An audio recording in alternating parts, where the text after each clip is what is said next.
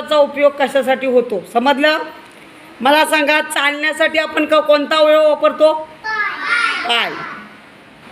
त्याच्यानंतर आपल्याला बघायचं असेल तर कशाने बघतो आपण?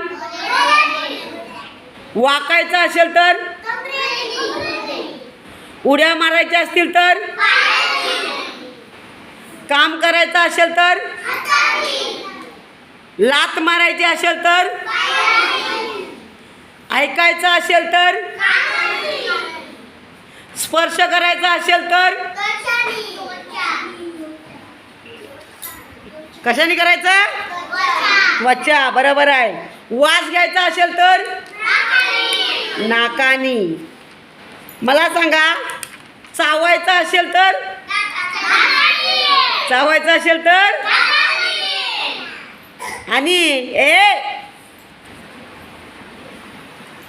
अभ्यासात लक्ष द्यायचं असेल, अभ्यासात व्यवस्थित लक्ष ठेवायचं असेल तर आपण काय वापरतो?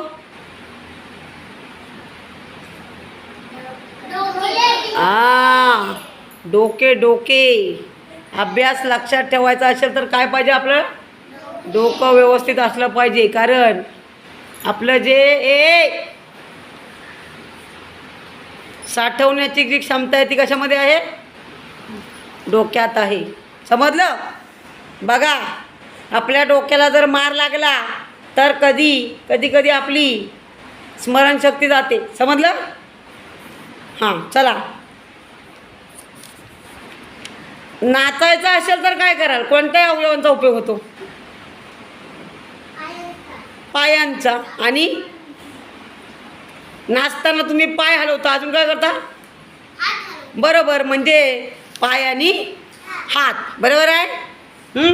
लिहायचं असेल तर कशाने काय करता रे तुम्ही?